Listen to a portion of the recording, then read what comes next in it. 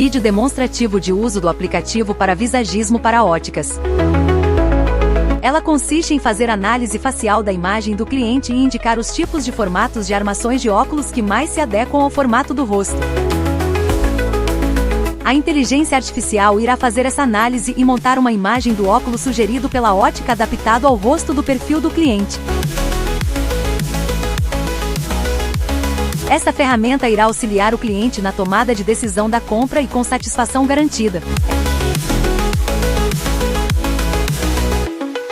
Ela poderá estar sendo disponibilizada para testar por 30 dias. Caso tenha interesse, podemos estar agendando uma reunião.